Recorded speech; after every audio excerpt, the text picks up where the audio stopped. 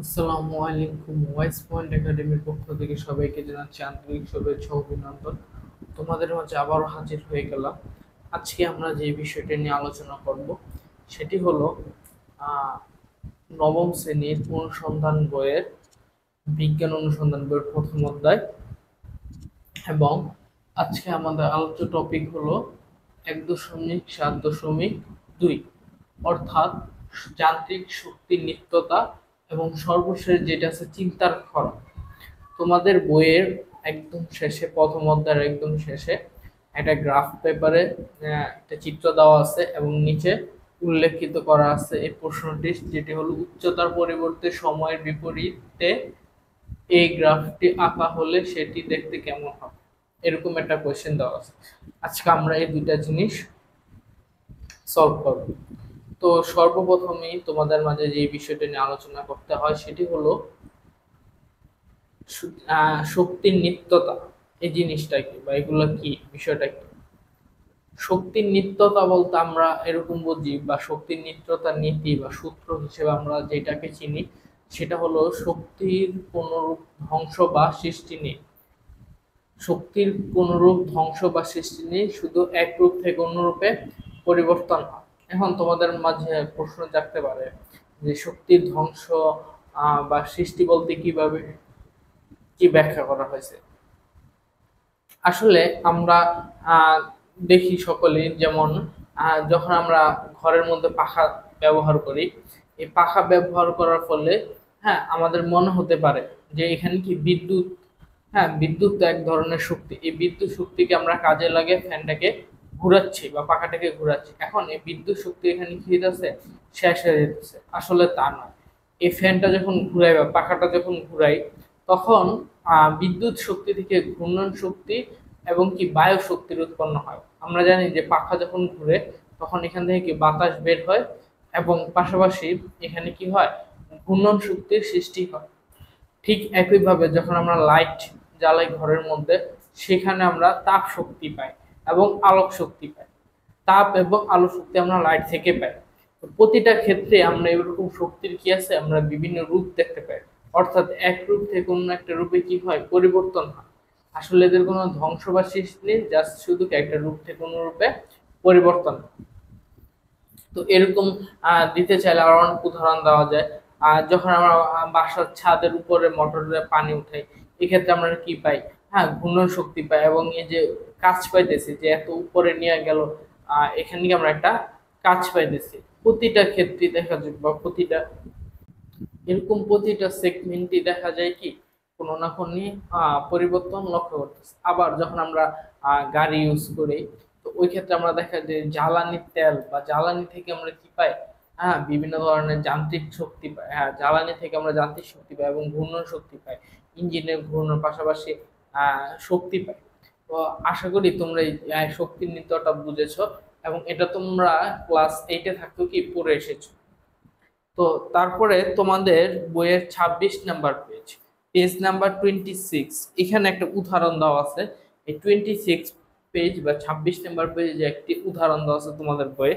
উদাহরণটা আমি একটু যদি পড়ি তাহলে, একটি বস্তুকে চিত্রের এ বিন্দু থেকে ফেলে দেওয়া হলো।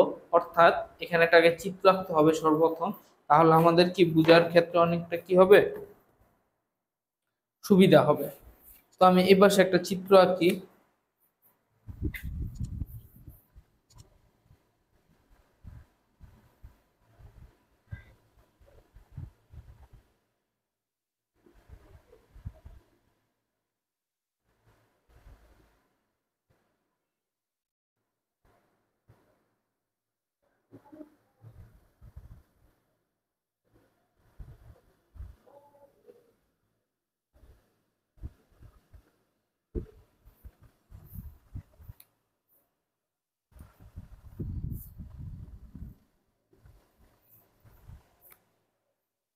এবং চিত্রের পাশে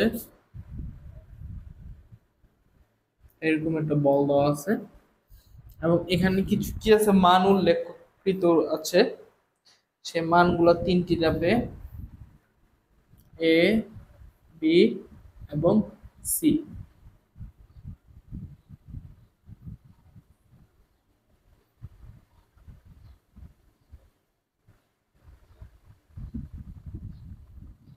তোমরা বইটি যদি একটু দেখো তাহলে কি ভালোভাবে বিষয়টা এখানে দেখতে পারবে। এবং এখানে মান দেওয়া আছে এ বি সি, এখানে দেওয়া আছে 2 মিটার। দেখো এখানে কত দেওয়া আছে, 2 মিটার। এরকম একটা জিনিস দেওয়া আছে। তো এখন আমরা যদি প্রশ্নটা খেয়াল করি, এখানে বলা হয়েছে এ বিন্দু, অর্থাৎ এ বিন্দু থেকে ফেলে দেওয়া হলে একটি বক্সকে ফেলে দেওয়া হলো। তারপর বলছে এ বি সি, এবিসি এবং এই তিন মধ্যে মোট শক্তি কত হবে, অর্থাৎ এখানে আমাদের পুরো যে শক্তিটা, এই পুরো মোট শক্তিটাকে এখানে আমাদের চাওয়া হয়েছে। তো এইটা আমাদের প্রথমে এ বিন্দুতে, সর্বপ্রথম আমার এ বিন্দুতে বিভব শক্তি এবং গতিশক্তি বের করতে হবে। তারপরে আমার আবার বি বিন্দুতে, অর্থাৎ বি বিন্দুতে কি বিভব শক্তি গতিশক্তি বের করতে হবে। এবার সি বিন্দুতে কি সেম একইভাবে বিভব শক্তি এবং গতিশক্তি বের করতে হবে। পরবর্তী দিকে আমাদের কাঙ্ক্ষিত উত্তর আমরা এখান থেকে পেয়ে যাব। তো চলো আমরা সর্বপ্রথম এ বিন্দুতে কি করি, বিভব শক্তি এবং গতিশক্তি বের করে ফেলি। তাহলে আমরা লিখব যে এ বিন্দুতে, দেখো এ বিন্দুতে লেখার পর আমাদের বিভব শক্তিটা বের করতে হবে। কি শক্তি বের করতে হবে, বিভব শক্তি। তাহলে আমরা লিখব বিভব শক্তি, বিভব বিভব শক্তি। আমরা জানি বিভব শক্তি ইকুয়ালস টু কি, EV equal to M G H, অর্থাৎ কি ভি ইকুয়াল টু কি এম জি এইচ, এটাকে আমরা লিখতে পারি। তাহলে একটু দেখো এ বিন্দুতে, হ্যাঁ এই বলটার ওজন কত, 5 কেজি। আচ্ছা এখন দেখো এই বিন্দুতে এম অর্থাৎ ভর, এখানে ভর কত, ভর হবে 5 ইন্টু জি এর মান কত 9.8 এবং উচ্চতা একটু খেয়াল করো এখানে উচ্চতা কত হবে। হ্যাঁ উচ্চতাটা আমার এখানে দেখতে হবে। তাহলে এই বিন্দুর উচ্চতা এখানে 2 এবং এখানে 2, তাহলে কত হলো 4। তাহলে মোট উচ্চতা কত, 4 মিটার। সো আমার এখানে উচ্চতা কত হবে, 4 হবে। উচ্চতা কত হবে, 4 হবে। এবার আমরা যদি এখান থেকে একটু ক্যালকুলেশন করি, তাহলে আমার উত্তর আসতেছে কত, 196। 100 কত, 96। তাহলে আমাদের উত্তর হবে 196 জুল। ঠিক একইভাবে আমরা এখান থেকে কি বের করব, গতিশক্তিটা বের করব। কি বের করব, গতিশক্তি। তাহলে আমরা লিখি আবার গতিশক্তি, গতিশক্তি। তাহলে একটু দেখো গতিশক্তি E K equals to half of M V square. তাহলে আমরা ইকে ইকুয়ালস টু কি পেয়েছি, এম ভি স্কোয়ার। তাহলে এখানে আমরা পাওয়ার লিখতে পারি F A half equal to M এর মান কত, এখানে 5 কেজি ইকুয়ালস টু ভি। একটু খেয়াল করো এখানে ভি, ভি মানে বেগ বুঝাইছে। এখন এখানে শেষ বেগ তো নাই, কারণ বস্তুটা কি ছিল, উপরেই ছিল। তার মানে এখানে আমার কি বেগটা নাই, যেহেতু এখানে স্থির। হ্যাঁ একটা জায়গায় কি বস্তুটা কোথাও নড়ে নেই, উপরে যখন এ বিন্দুতে ছিল একটা জায়গায় ছিল, তার মানে এখানে কোনো কি হয় না, বেগ হয় না। যার ফলে এখানে আমরা কি লিখবো, শুধু আমরা কি লিখবো, 0। তাহলে এখন যদি আমরা ক্যালকুলেশন করি, তাহলে এখান থেকে আমরা কত পাচ্ছি, এখান থেকে আমরা পাচ্ছি কত, দেখো জিরোর সাথে যদি সকল কিছু গুণ করি আমরা, একদম মোট যা আছে সব গুণ করে 5 শূন্যের 0 এবং ওই শূন্যের সাথে যে হাফ গুণ করবো ওটাও কি হয় 0 জুল, তারপরে 0। তখন আমরা আবার এখানে লিখতে পারি যে মোট শক্তি, এখানে আমার কি দরকার, মোট শক্তি। তাহলে আমি লিখি মোট শক্তি। তাহলে মোট শক্তি ইজ ইকুয়াল টু কি হবে, ইভি প্লাস ইকে। তাহলে আছে 196 প্লাস 0 ইকুয়ালস টু 196 জুল। তাহলে এটাই আমার কি মোট শক্তি, এটাই আমার কি মোট শক্তি। তাহলে এটা হলো এ বিন্দুর জন্য মোট শক্তি আমরা কত পেলাম, 196 জুল। এটা আমরা কি এ বিন্দুর জন্য মোট শক্তি পেলাম। এবং সেম একইভাবে আমরা এখন কি করব, বি বিন্দুটি বের করব। এখন আমরা সেম ভাবে বি বিন্দুর জন্য বের করব।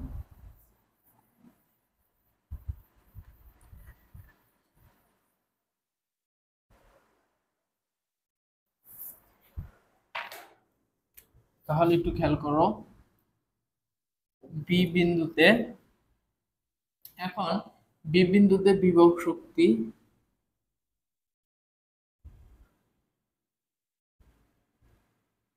EV equals to mgh। তাহলে আমরা এখানে কত পাচ্ছি, m এর মান হলো 5 ইন্টু 9.8 ইন্টু h। এখন এখানে উচ্চতা কত একটু খেয়াল করো, বি বিন্দুর ক্ষেত্রে যখন আমরা দেখব, হ্যাঁ, বি বিন্দুর ক্ষেত্রে যখন আমরা উচ্চতা দেখব, তখন আমার এখানে হবে কত 2 মিটার। দেখো এখানে আমার বি বিন্দুর উচ্চতা কত 2 মিটার। এখানে কিন্তু 2 প্লাস 2 4 হবে না, এখানে অর্ধেক, অর্থাৎ 4-এর মোট উচ্চতা থেকে এখানে অর্ধেক হবে। তাহলে এই ক্ষেত্রে আমার উচ্চতা কত হয় 2 মিটার।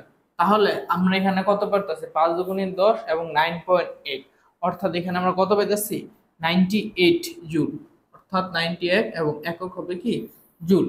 ঠিক একইভাবে আমরা এখন গতি শক্তির জন্য বের করব, গতি শক্তি ই কে।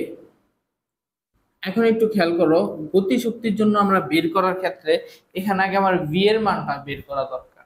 এখানে কিন্তু ভি এর মান দেওয়া নাই, দেওয়া নাই, প্লাস এখানে ভি এর মান হবে, কেন হবে, কারণ এইটা আমার কি আছে বলেন তো স্যার, একটা বেগে চলতেছে, অবশ্যই যেহেতু বি বিন্দুতে আসছে অবশ্যই এই বস্তুটার একটা কি ছিল, বেগ ছিল।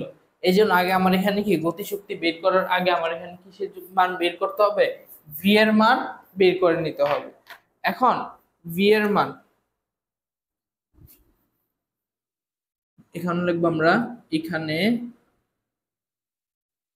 এখানে বেগ, এখানে বেগ V square equal to U square plus 2as, বা ভি স্কয়ার ইকুয়াল টু এখানে 0 প্লাস 2as। দেখো এখানে কি হবে, অবশ্যই তোমার মান শূন্য হবে, যেহেতু এখানে কি নেই ইউ আদিবেগ, আদিবেগ এখানে আমরা কি ধরে নিলাম 0 শূন্য, এটাকে আমরা ধরে নিলাম, যেহেতু উপরে স্থির অবস্থা থেকে কি যাত্রা শুরু করছে, তাই আমরা আদিবেগ কি ধরে নিব শূন্য ধরে নিব, এবং শূন্য ধরলে বাকি সব কি থাকে ঠিকই থাকে। এবার একটু খেয়াল করো, তাহলে আমার মান কত আসতেছে, তাহলে বা V square equals to 2 into 9.8 into S এর মান এখন কত হবে, এস এর মান এখানে হবে কি 2। কেন 2 হবে, কারণ দেখো ও কতটুক পথ অতিক্রম করছে 2 মিটার পথ অতিক্রম করছে, যার ফলে এখানে এস অর্থাৎ সরণ কয় মিটার 2 মিটার। অতএব এখন আমার ভি স্কয়ার ইকুয়ালস টু আমরা কত পাইলাম, দেখো একটু খেয়াল করো, ভি স্কয়ার যদি আমরা ক্যালকুলেট করি তাহলে আমরা এখানে পাবো 39.2 মিটার ইনভার্স 1, অর্থাৎ মিটার পার সেকেন্ড আমরা পেলাম। এবার আমরা এখান থেকে কি গতি শক্তির মান খুব সহজেই বের করতে পারবো। গতি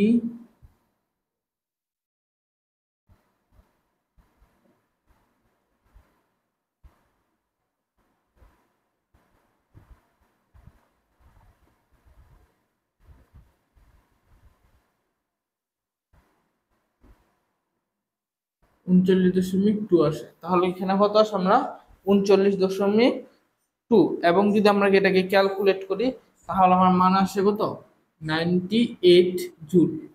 কত জুল 98 জুল। এখন আমরা মোট শক্তি বের করব, মোট শক্তি। দেখো তার মানে ইকে এবং ইভি এই দুইটাই আমার কি মোট শক্তি, তাহলে আমরা মোট শক্তি লিখতে পারি ইভি ইকুয়াল সরি প্লাস ইকে, তাহলে 98 প্লাস 98 ইকুয়ালস টু 196 জুল। এটা কি আমার বি বিন্দুতে মোট শক্তির পরিমাণ, এটা আমার কি বি বিন্দুতে মোট শক্তির পরিমাণ। এবার একই নিয়মে আমরা সি বিন্দুতে পেলাম, তাহলে আমরা প্রথম এই বিন্দুতে মোট শক্তি 196 জুল পেলাম, এবং দ্বিতীয় বিন্দুতেও কি সেম জিনিসটাকে 196 জুল পেলাম। এবার আমরা সি বিন্দুতে এই সেম জিনিসটাকে আবার বের করব। তাহলে এবার আমরা কি সারবো, সি বিন্দুর জন্য।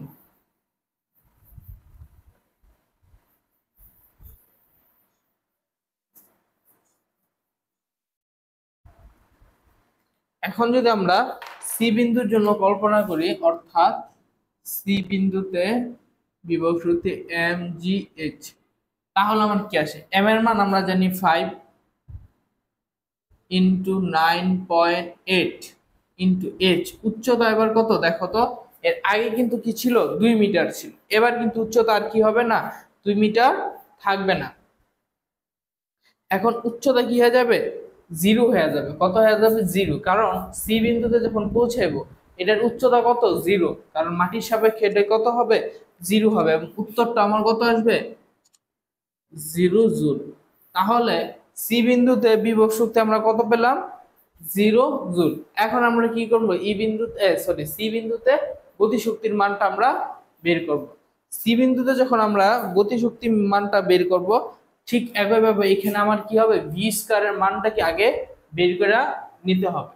তাহলে আমরা লিখব এখানে বেগ, এখানে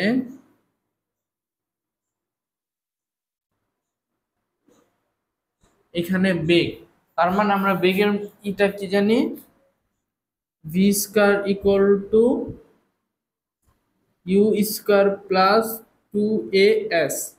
তাহলে বা V square equal to U স্কয়ারের মান কত একটু খেয়াল করো। ইউ স্কয়ারের মান এখানে আমরা 0 প্লাস 2as বা V square equal to 2 into এর মান 9.8, এবং এখানে সরণ কত হবে? 4 মিটার হবে। কেন 4 মিটার? কারণ ও পুরাটা অতিক্রম করে এখানে আসছে। একদম এ থেকে সি বিন্দু 4 মিটার পুরাটা কি করছে? অতিক্রম করে আসছে এখানে, যার ফলে এখানে কত? 4 হবে। কত পেলাম আমরা? 4 মিটার। এখন যদি আমরা একটু ক্যালকুলেট করি তাহলে আমরা কত পাই একটু খেয়াল করো। এখানে আমরা ভি স্কয়ারের মান পাচ্ছি কত? হ্যাঁ 78 পয়েন্ট কত, এখানে মান পাচ্ছি 78.4 মিটার পার সেকেন্ড। এবার এখান থেকে আমরা বিভব শক্তি, এবার গতি শক্তি বের করব।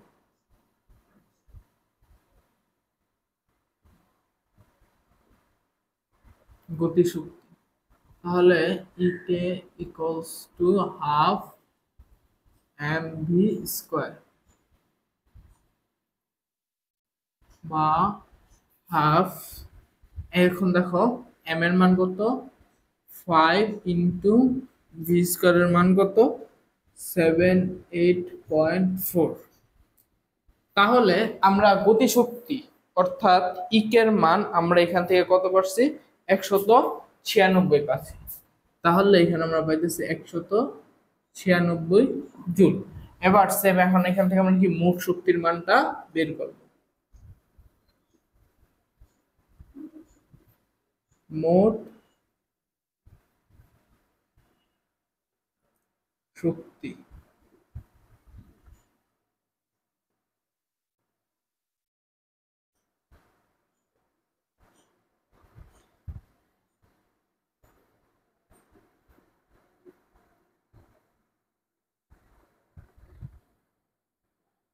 তাহলে এখন দেখো আমরা এ বি সি তিন বিন্দুতে মোট শক্তি কত পাচ্ছি? 196 জুল করে পাচ্ছি। এখন এই 196 জুল আমাদের কি মোট শক্তির পরিমাণ।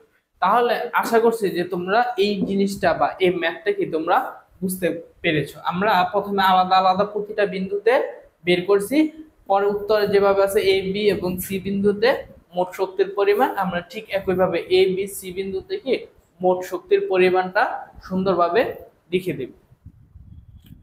এই পর্যায়ে আমরা প্রথম আমাদের 1.7.2 এই টপিকটা শেষ। এবার আমরা চিন্তার খোরাকটি নিয়ে আলোচনা করব। তোমরা যদি একটু বইটি অর্থাৎ তোমাদের যে টেক্সট বুকটি প্রোভাইড করা হয়েছে এই বইটি যদি একটু ভালোভাবে চিত্রটা থেকে খেয়াল করো তাহলে তোমরা খুব ভালোভাবে বুঝতে পারবে। এবং এখান থেকে আমরা সর্বপ্রথম যে গ্রাফ চিত্রটি ওইটা তোমরা দেখবা, আর এখানে চিত্রের পরিবর্তে অর্থাৎ উচ্চতার পরিবর্তে সময়ের কথা বলা হয়েছে। তো আমি একটু সুবিধার্থে তোমাদের বোর্ড থেকে চলে গেলাম। এখন তোমরা যে বিষয়টা একটু খেয়াল করবা, সর্বোচ্চ উচ্চতা 4 মিটার, যেখানে বিভব শক্তি প্রায় কত 196 জুল এবং গতিশক্তি কত 0, অর্থাৎ বিভব শক্তি 196 জুল। এবং যে ক্ষেত্রে এখানে তোমরা ওই যে বইয়ের যখন গ্রাফটা দিকে তাকাবা তখন দেখবা গতিশক্তি এখানে প্রায় কত দেওয়া আছে, 0-র মতো দেওয়া আছে। ফেলে দেওয়ার পর উচ্চতা কমার সঙ্গে সঙ্গে গতিশক্তি বেড়েছে এবং বিভব শক্তি কমেছে। 2 মিটার উচ্চতায় বিভব শক্তি ও গতিশক্তি 98 জুল, অর্থাৎ সমান। ভূমিতে স্পর্শ করার পূর্ব মুহূর্তে গতিশক্তি 196 জুল হয়েছে এবং তখন বিভব শক্তি কখন আবার কি হয়ে গেছে, 0 হয়ে গেছে। তো এখন একটু তোমরা বোর্ডে লক্ষ্য করো, এখানে দেওয়া আছে উচ্চতার পরিবর্তে সময়ের বিপরীতে গ্রাফ অঙ্কন। আমি একটু লিখে রেখেছি, সর্বোচ্চ 4 মিটার উচ্চতায় বিভব শক্তি 196 জুল এবং গতিশক্তি 0 জুল, তখন সময় t ইকুয়াল টু কত 0 সেকেন্ড। এখন বস্তুর ভরটা আমরা এখান থেকে নির্ণয় করলাম। বিভব শক্তি আমরা সকলেই জানি mgh, এখানে mg ইকুয়াল টু 96, এখান থেকে আমরা ভর বের করছি, অর্থাৎ m এ পাশে রেখে g এর পাশে পাঠাচ্ছি, যেটা ভাগ আকারে চলে গেছে, অর্থাৎ g into h 9.4, অর্থাৎ কি বস্তুটির ভর 5 কেজি। আশা করি এই 5 কেজি পর্যন্ত তোমরা, অর্থাৎ এই বস্তুর ভর নির্ণয় পর্যন্ত বুঝছো। এর পরের ধাপে আমরা চলে যাব ভর বের করার পরে। এবার একটু খেয়াল করি আমরা, এবার আমরা কি করব, ধরি ফেলে দেওয়ার পর থেকে ভূমি স্পর্শ করার পূর্ব মুহূর্ত পর্যন্ত, অর্থাৎ আমরা যখন ওই বস্তুটাকে উপর থেকে ফেলে দিব, একটা বস্তুর উপর থেকে আমরা যখন ওই বস্তুটাকে ফেলে দিলাম, এটা ভূমিতে স্পর্শ করার মোট সময় টি সেকেন্ড। যেহেতু এখানে আমরা সময় জানি না কত, এই জন্য আমরা ধরে নিলাম এটা কত সেকেন্ড, টি সেকেন্ড। এবং অতিক্রান্ত দূরত্ব এখানে দেওয়া আছে 4 মিটার, তাহলে আমাদের 4 মিটার। গতি সমীকরণ থেকে আমরা পাই s is equal to ut plus half gt square, অর্থাৎ s is equal to at plus half at square, s is equal to ut plus half at square, এরকম একটা সূত্র আমরা পড়ে এসেছি। ঠিক ওই সূত্রটা এখানে s এর বদল h ব্যবহার করা আছে। s দ্বারা সরণ, শুধুমাত্র সরণ বোঝানো হয়েছে, যেটা পাশাপাশি কাজ করে, এবং h দ্বারা এখানে উচ্চতা বা হাইটকে বোঝানো হয়েছে, যেটা উপর নিচ বরাবর কাজ করতে সক্ষম। তারপর এখানে আমরা জাস্ট কি লিখছি, যেহেতু আমরা 0 ধরছি, ইউটির মান কত হয়েছে এখানে 0 হয়েছে, যেহেতু শুরুর বেগ 0, সেক্ষেত্রে এখন T square is equal to 2h by G, T square equal to 2 into 4, অর্থাৎ h এর মান যেহেতু এখানে 4, সেজন্য আমরা 4 বসালাম, এবং জি এর মান আমরা জানি 9.8। এরপর আমরা টি স্কয়ারের মান পেলাম এবং শুধু টি, অর্থাৎ আমরা টি স্কয়ারকে রুট করে যখন শুধু টি পাবো, ওইটা হবে 0.9 সেকেন্ড প্রায়। আমরা এবার ভর পেলাম এবং সময় পেলাম। চলো এবার আমরা একটু পরের স্লাইডটা একটু আলোচনা করি। এরপর যে আমরা দেখব এখন 0.1 সেকেন্ডে গতিশক্তি, অর্থাৎ একদম শুরুতে 0.1 এই সেকেন্ডে গতিশক্তি আমরা বের করব, ঠিক একই হাফ mv স্কয়ার। এবার ইউর মান 0 হবে, তো বাদ, তো mg into ut plus half gt of square. এখন লিখলাম যে দেখো এ পর্যায়ে আমরা gt স্কয়ার জি স্কয়ার টি স্কয়ার লিখলাম, হাফ জি স্কয়ার টি স্কয়ার 1/2 ইনটু 5 ইনটু 9.8 স্কয়ার, অর্থাৎ যেটা মান, এবং মান বসিয়ে দিব, তখন আমরা একটা মান পাই, সেটা হলো 2.401 জুল। এবং তখন যে বিভব শক্তিটা পাবো সেটা হলো 196, অর্থাৎ 196 মাইনাস 2.401, সেক্ষেত্রে পাই আমরা 193.5 জুল। এখন আমরা কি 5 জুল বের করলাম। ঠিক একইভাবে আমরা এখন 0.2 সেকেন্ডের জন্য গতিশক্তি এবং বিভব শক্তি আমরা বের করব। এখানে পর্যায়ক্রমে 0.2 সেকেন্ডের গতিশক্তি half into 5 into 9.8 into 0.2 square equals to আমরা কত পেলাম 1604 জুল, এবং বিভব শক্তি পেলাম 186.4 জুল, এবং 0.3 সেকেন্ডে গতিশক্তি বিভব শক্তি যথাক্রমে 221.609 জুল এবং 174.4 জুল। ঠিক একইভাবে আমরা 0.4 সেকেন্ডে গতিশক্তি এবং বিভব শক্তি বের করলাম, যেগুলো যথাক্রমে 38.416 জুল এবং 157.58 জুল, এবং 0.5 সেকেন্ডে গতিশক্তি এবং বিভব শক্তি যথাক্রমে 60.025 জুল এবং 135.98 জুল। 0.6 সেকেন্ডে গতিশক্তি 86.436 জুল এবং 0.6 সেকেন্ডে বিভব শক্তি আমরা পাচ্ছি 109.56 জুল। 0.7 সেকেন্ডে গতিশক্তি which is 117.649 and 78.35 জুল। 0.8 সেকেন্ডে গতিশক্তি 153.664 জুল, বিভব শক্তি 42.34 জুল। সর্বশেষ আমরা বের করেছি 0.9 সেকেন্ডে গতিশক্তি, যেটার মান 194.481 জুল এবং বিভব শক্তি 1.52 জুল। তোমরা প্রথমটা অর্থাৎ আমরা 0.1 সেকেন্ডে যেভাবে গতিশক্তি এবং বিভব শক্তি বের করছি, ঠিক একই নিয়মে তোমরা এই সবগুলার গতিশক্তি এবং বিভব শক্তি বের করে ফেলতে পারবে। আর সময় সংক্ষিপ্ততা এবং অনেক পরিমাণ ভিডিও লং হয়ে যাবে, যার ফলে আমরা এই মানগুলো বের করেছি সর্বপ্রথম, পরে একদম কি লিখে তোমাদের সামনে উপস্থাপন করেছে। এবং এই ভাবনার খোরাকের আজকের সর্বশেষ যে ধাপটি অর্থাৎ সর্বশেষ যে স্লাইডটি হবে সেটা হবে এই গ্রাফের একটা নতুন চিত্র অঙ্কন। এবার তোমাদের মাঝে আমরা এই গ্রাফের নতুন চিত্র অঙ্কন করে দেখাবো। এখানে লেখচিত্রে এই পাশে শক্তি এবং এই পাশে কি সময় উল্লেখ করা আছে, এবং এখানে শক্তি আমরা দেখতে পাচ্ছি 50, 100, 150, 200 এবং 250 জুল, এবং এখানে সময় দেওয়া আছে 0, 0.2, 0.4, 0.8 এবং সর্বশেষ 1 সেকেন্ড।